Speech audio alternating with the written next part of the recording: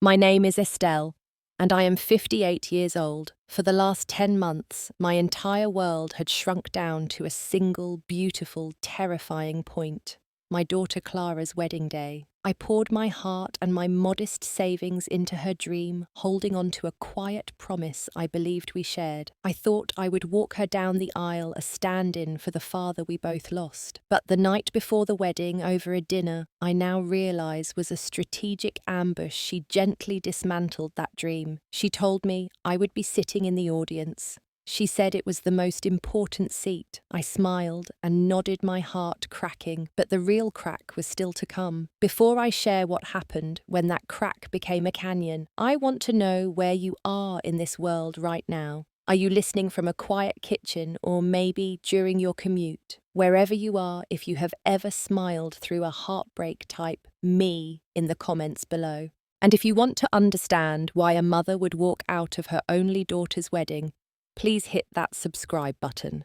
My story has many layers, and I would be honored to have you with me as I peel them back. The wedding rehearsal felt like moving through cold syrup. I arrived with a hollow chest, trying to convince myself that sitting in the front row was still an honor. The church was buzzing with the wedding party, all people Clara and David's age, full of laughter that seemed too loud. I saw Greg, my ex-husband's successor, in my daughter's life at the center of everything. He was coordinating with the florist, speaking in low, confident tones to the officiant. He had the easy authority of someone who was used to paying for things and being listened to. During a break, I lingered near the vestibule, pretending to admire a stained glass window. I heard Greg's voice, low to Clara's mother, Susan. "She'll be fine," he said. "It's the cleanest way. Avoids any awkwardness or visible sadness." I froze. Was I the she? Was my grief, my missing husband, now just an awkwardness to be managed? My mother-in-law, Janine, found me then. At 82, her mind was sharp, but her steps were slow. She took my hand, her skin papery and cool. "Estelle," she whispered, her voice like dry leaves. "My Richard would be so proud of you. You have been both mother and father." Her words were meant as a comfort, but they were a dagger. They reminded me of the very role I was being so neatly sidelined from. The morning of the wedding, I woke up with a knot of nervous hope. Maybe I had misunderstood. Maybe there was still a moment for us. I went to Clara's suite at the hotel early, carrying the small pearl earrings that had been my mother's something old and borrowed. When I entered, the room was a whirlwind of steaming irons and hairspray. Susan and a makeup artist were flanking Clara, who looked beautiful and strangely distant in her robe. "Mum," she said, her smile not quite reaching her eyes. "You're here." "I wanted to help you into your dress," I said, holding up the earrings. "And to give you these." "Oh, how sweet," Susan chimed in, barely glancing at them. "Greg actually arranged for a second shooter to capture the dress being buttoned. You know, for the detail shots. It'll look more cohesive." She smiled at me, a smile that didn't touch her eyes either. I stood there, the pearl earrings suddenly heavy in my palm. I was not needed for the task, not desired for the photo. I was an interruption to the cohesive story they were telling. I simply placed the earrings on the dresser and said, "They're here if you want them." Later, as we were all preparing to leave for the church, Clara grabbed my hand in the hallway. For a second, I felt a surge of the old connection. Then she spoke, her voice a rushed, tense whisper. "Mum, about yesterday, I just want everything to be perfect. And you know, you sitting with Grandma Janine is really symbolic. It means a lot. You should be grateful to at least have a special place in the audience, you know. Some mothers don't even get that." She squeezed my hand and hurried off, her veil flowing behind her. The words hung in the air. Should be grateful. They were not words of love. They were an instruction, a command on how to feel, a minimization of my pain. I walked to the car in a daze. At the church, I took my assigned seat next to Janine. She patted my knee. I looked up the aisle and saw Greg adjusting his cufflinks, standing near the front, positioned not as a guest, but as a participant. The pieces clicked together with a sickening finality. This was not Clara's spontaneous wish. This was a plan. The organ music swelled the signal for everyone to rise. My legs felt weak, but I stood with the rest of the congregation. The great wooden doors at the back of the church opened. My breath caught. This was it. The moment I had both dreaded and dreamed of for months. But Clara did not appear alone. She stood there radiant, her arm linked tightly through the arm of Gregory. He beamed down at her, said something that made her laugh, a delicate, picture-perfect laugh, and then he began to walk her down the aisle. He was walking my daughter toward her future. He was taking the steps her own father had dreamed of taking. A sound escaped me, a soft gasp that was lost in the music. The world did not go dark. It became unbearably, surgically bright. I saw every detail, the proud, tearful nod from Susan in the front row across the aisle, the admiring glances from guests who didn't know our story, who saw a handsome older man and assumed he was a devoted father. I heard a whisper from the row behind me. "Is that her dad? He looks so young." Janine's hand gripped mine like a vice. I could feel her trembling. "Estelle," she croaked, her voice thick with a confusion that was breaking into clarity. That's not right. Richard would never have allowed this." Her words were the final confirmation. This was a betrayal, not just of me, but of Richard's memory of our entire family history.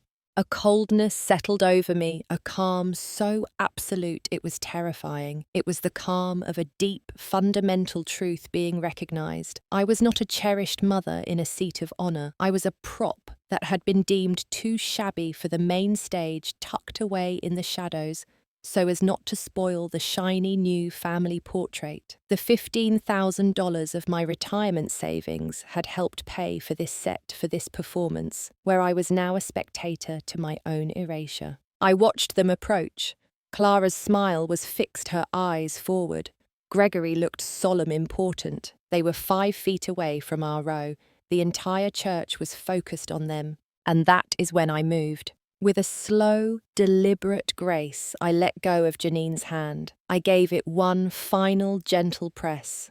I did not look at Clara. I did not look at Greg. I turned my body, slightly gathered the skirt of my navy blue dress, and I took one quiet step sideways into the center aisle behind my row. Then I turned my back on the altar, on my daughter, on the whole beautiful, painful spectacle. I walked. 1 foot in front of the other, my head held high down the side aisle toward the heavy doors at the back of the church. I could feel hundreds of eyes on my back, a wave of startled silence following me. I pushed the door open. The bright, indifferent daylight hit my face, and I walked out.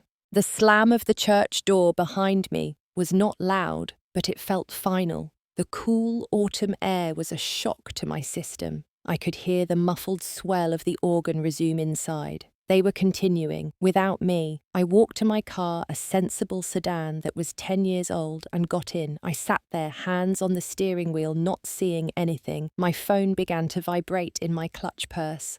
Once, twice, 3 times. A flurry of texts pinged. I knew who it was. I did not look. I started the car and drove. I had no destination. The streets of my hometown, usually so comforting, looked alien. I passed the park where I used to push Clara on the swings. I passed the library where I worked. It all seemed part of a life that belonged to someone else. Then I thought of Mona. My friend, my anchor. I drove to her apartment. When she opened the door, she took one look at my face, still perfectly made up, but utterly empty, and pulled me inside without a word. I told her everything.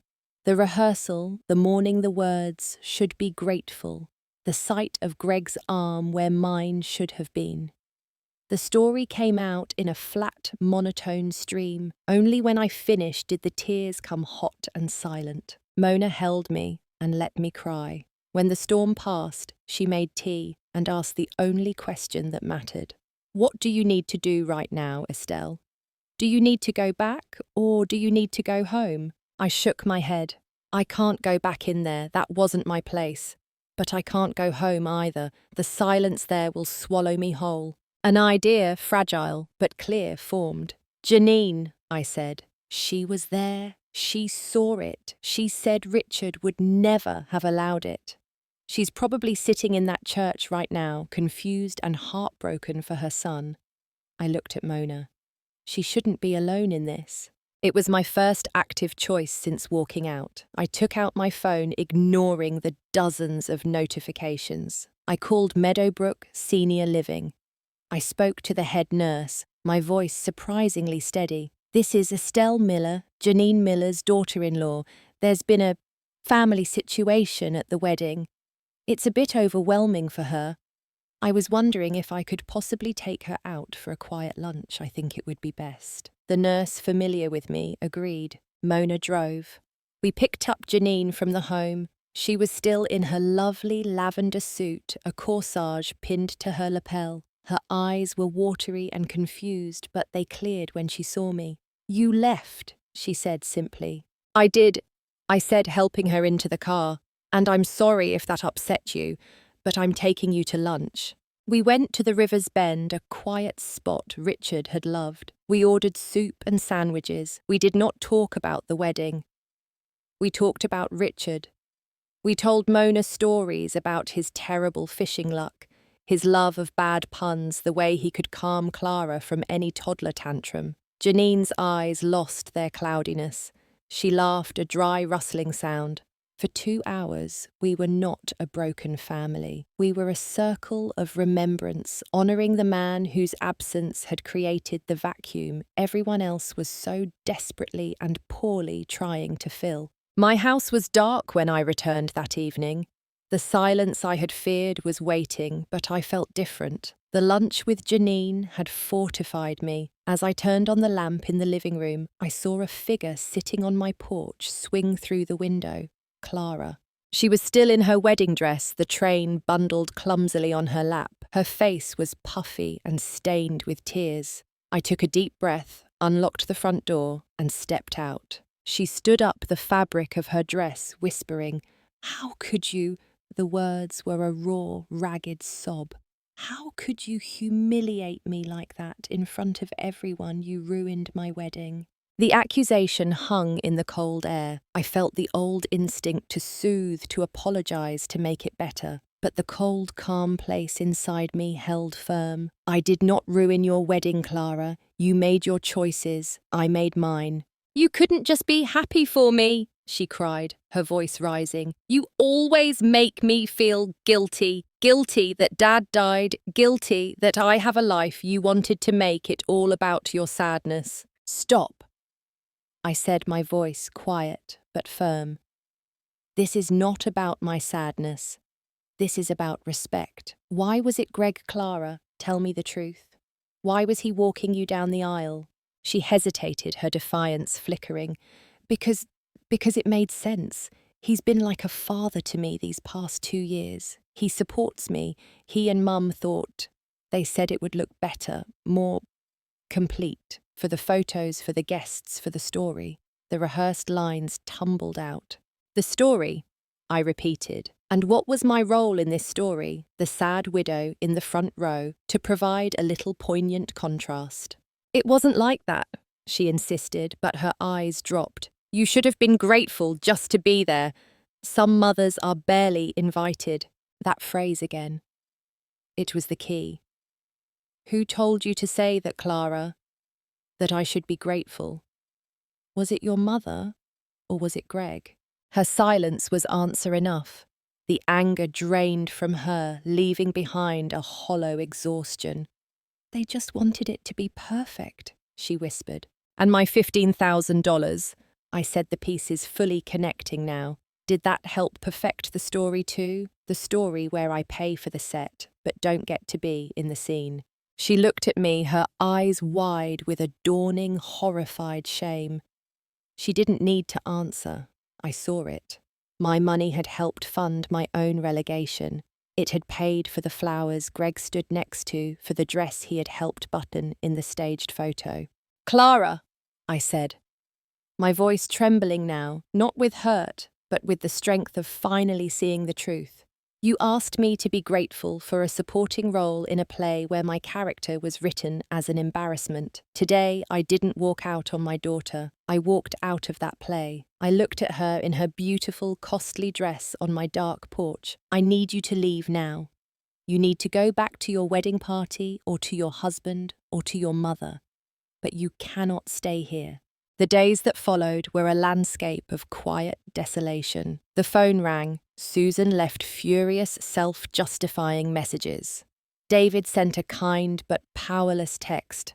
"I'm so sorry, Estelle. I didn't understand the depth of this." I did not respond. The pain was no longer a sharp, confusing stab. It was a deep, chronic ache, but it was a clean ache. I knew its source. I allowed myself to grieve.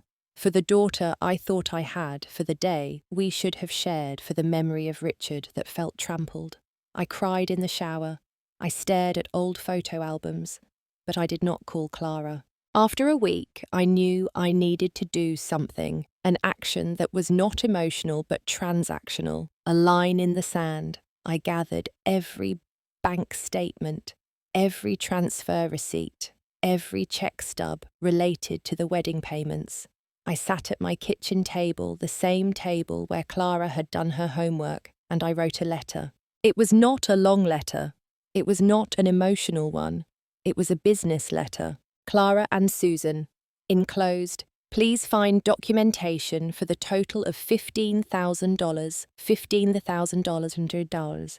I provided for wedding expenses, understood at the time to be a gift in support of Clara's marriage. Given the fundamental change in the nature of our relationship and my exclusion from the familial role that gift was intended to support, I am hereby requesting repayment of these funds. Please consider this a zero-interest loan now due. This is not a punitive measure. It is a necessary financial boundary as I reassess and secure my own future. Sincerely, Estelle Miller. I made copies, put them in 2 envelopes, and mailed them. I knew what the response would be. I was not disappointed. A blistering email from Susan arrived, calling me vindictive, manipulative, a money grubber, trying to tarnish Clara's happiness. Clara sent a 1-line text, "I can't believe you're doing this." I did not engage. The purpose of the letter was not to get the money back. I knew I likely never would. Its purpose was to make the invisible visible, to transform my silent hurt into a documented fact, to say, this was the value I placed on our bond, and this is the consequence of its fracture. It was my first real, powerful step back into my own life. With that done, I began to clean my own house. Literally and figuratively. I took the navy blue dress to a consignment shop. I signed up for a pottery class at the community centre, something I had wanted to do for 20 years. My first vase was lopsided and collapsed in the kiln. I laughed for the first time in weeks. 3 months passed. The sharp edges of the pain softened into a dull, manageable ache. My life began to fill with new things. I visited Janine twice a week, bringing her my progressively less crooked pottery creations. She called them abstract and displayed them proudly on her windowsill. Mona and I started hiking every Saturday, finding solace in the green, silent woods. At work, I proposed a Storytime for Seniors program, pairing volunteers with residents at places like Meadowbrook. I found a deep satisfaction in connecting people who were lonely. My life was quieter, smaller, but it was authentically mine. I was no longer waiting for a phone call, no longer trying to fit into a box labelled Grateful Mother. Then, one Tuesday evening, my phone lit up with a long text message. It was from Clara. "Mum, I don't even know if you'll read this. I've been in therapy." "A lot of it," David insisted. I needed to understand why I felt so empty after a day that was supposed to be the happiest of my life. I've been unpacking a lot of things, about Grandma Susan, about Greg, about the need to present a perfect, unbroken front to the world. I let them convince me that our real family story with loss, with you with Dad's memory, was something to be hidden and fixed. I gave away my voice, and in doing that, I tried to take yours. I asked you to be grateful for a corner while I gave center stage to a stranger. When you walked out, I was furious. But later, all I could see was your empty chair. It was the loudest, clearest thing I have ever seen. You were right to leave. I don't know if you can ever forgive me, but I am finally, truly sorry. I read the message once, then again, and a third time. I did not reply immediately. I let the words settle. I needed to distinguish between true remorse and the guilt of being caught in a bad light. But as I sat there holding my phone, I felt the massive frozen weight that had been sitting on my chest for months begin to thaw just a little. My action, my unbearable walk, had not destroyed everything. It had planted a seed of truth in her. It had taken a year, but it had finally broken through the perfect facade. Healing, I have learned, is not a straight line. It is a spiral. You circle back to the same pain, but each time from a slightly higher place with a little more perspective. There were days the loneliness for my daughter was a physical pain. There were days the anger at the calculated betrayal returned in a hot wave. But now I had tools. I had clay to throw on the wheel. I had a trail to hike. I had seniors who looked forward to my readings. I had a self to come home to. Nearly a year to the day after the wedding, my doorbell rang. It was a Saturday afternoon. Clara and David stood on my porch. No warning. Clara's hands were shoved in her coat pockets. David gave me a tentative smile. "Can we come in?" Clara asked, her voice small. I nodded and stepped back. We sat in the living room, the silence heavy but not hostile. Clara handed me an envelope. "It's $5,000, she said. "It's all I have right now. I will pay back the rest. I have a payment plan." It wasn't about the money. It was about accountability. We talked about safe, small things. David's latest project. The weather, my pottery class. It was awkward, fragile, like walking on ice you weren't sure would hold. But we were talking. The foundation was gone, but we were both standing on the new, unsteady ground of truth. The lesson I carry from all of this is not about winning or losing, it is about worth. I learned that sometimes the most loving action is not to stay where you are, diminished smiling through the insult. It is to remove your presence with dignity and let the space where you once stood speak louder than any protest ever could. I did not abandon my child that day. I returned to myself. And in finding myself a woman worthy of a central role in my own life, I finally left the door open for a real relationship to grow if it was ever meant to. I still sit in the front row of my life, but now I choose the seat, I choose the view, and I choose who sits beside me, and that I have come to understand is the only seat that ever truly matters. This journey from the church aisle to where I am now has been the most painful and clarifying of my life. I wonder about your journeys. Have you ever had to walk away from something to find your way back to yourself? What did you leave behind in that empty chair? I would be so moved to hear your stories in the comments below. If my story resonated with you, please give this video a like. It lets me know these shared experiences matter. If you are new here, consider subscribing for more conversations about family healing and finding our voice later in life. And if you know someone who might need to hear this message about dignity and difficult choices, please share it with them.